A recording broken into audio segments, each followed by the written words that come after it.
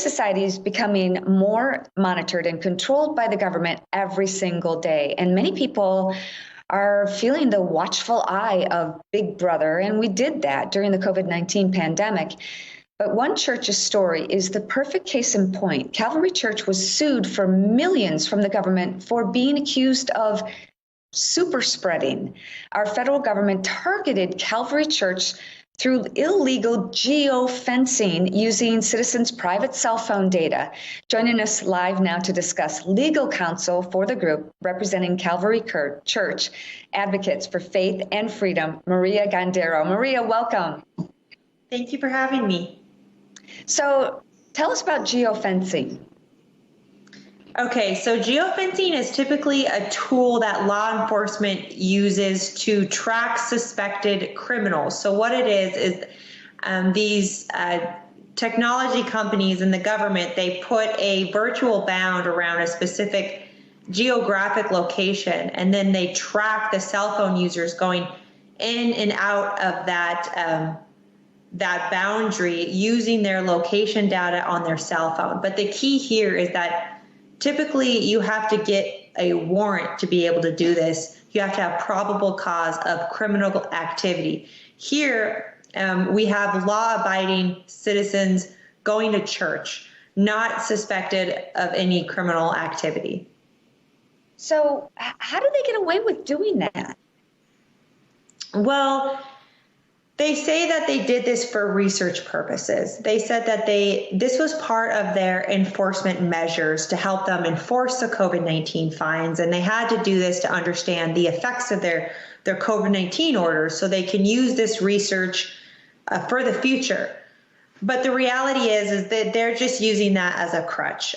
This should never be allowed, because if it doesn't stop here, what doesn't stop the government from tracking people going to a Trump rally or tracking people going to, a gun store? There will be no stop. There's absolutely no justification for the government to surveil private citizens in a private, intimate setting like a church. It doesn't even make sense to me at all, but a lot of things don't make sense to me. So we're trying to go to church, we're trying to do something right, and they're coming after the church. What is the legal ramifications of what's happening at this Calvary Church? Well, right now they are facing outstanding fines for continuing to hold church services during the COVID-19 pandemic and not enforcing masks. The county of Santa Clara County will still not drop those fines. So we have filed a counter lawsuit asking a judge to basically put aside those fines, as well as seeking to hold Santa Clara County accountable for what they've done to this church, for enforcing unconstitutional orders on this church, as well as surveilling private citizens. It's just it's despicable. And you look at people coming across the border, they're not wearing masks, and for them to keep going after innocent civilians is unthinkable. But on a separate note, you just wrapped up a case that ended in favor of parental rights at California School District. What can you tell us about that win? Yes, so this was so monumental.